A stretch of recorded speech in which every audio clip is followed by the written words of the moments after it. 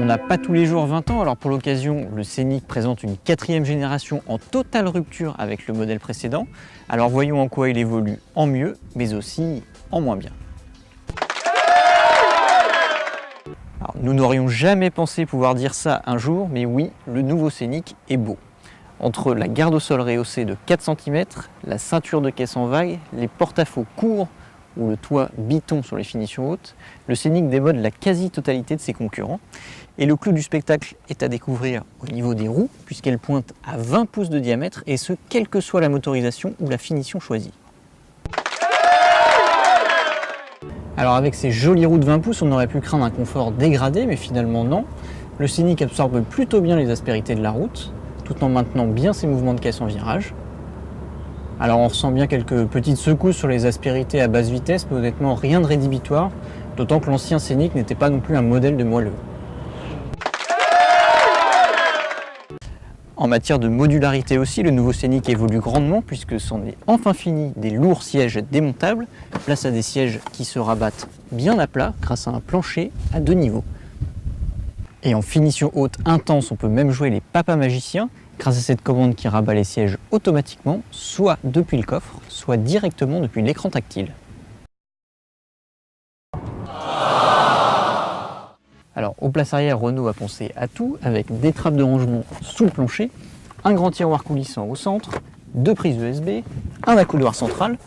En revanche, il a un petit peu moins brillé en termes d'espace à bord qui régresse. Alors par exemple, les adultes ne pourront pas ouvrir la tablette sans la recevoir sur les genoux.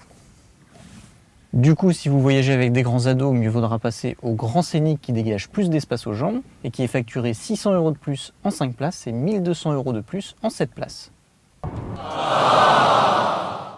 Alors c'est vrai, les moteurs à essence reviennent à la mode, mais sur le nouveau Scénic, on vous conseillera plutôt d'opter pour le diesel. En essence, on a un 1,2 litre TCE turbo décliné en 2 niveaux de puissance de 115 et 130 chevaux. Et même avec la version la plus puissante qu'on a ici à l'essai, on a toujours l'impression de manquer un peu de nerf lors des relances. Sous 3000 tours, il ne se passe pas grand chose.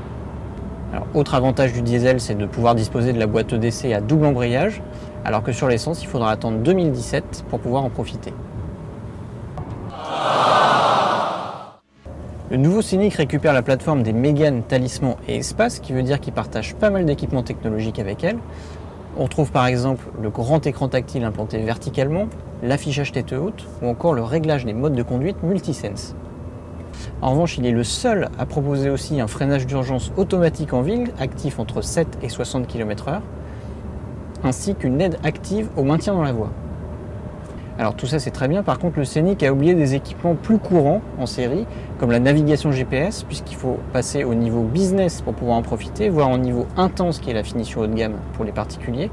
Alors c'est vrai que Renault nous avait pas vraiment habitués à ça, puisque ça a été un des premiers constructeurs à proposer de série la navigation GPS sur une Clio milieu de gamme. Bon, du coup on sait pas trop où on va, par contre on peut vous conseiller d'aller faire un tour sur le site web de largus.fr pour retrouver tous les essais détaillés du Scénic en version essence, diesel et même hybride assist. Allez, à bientôt!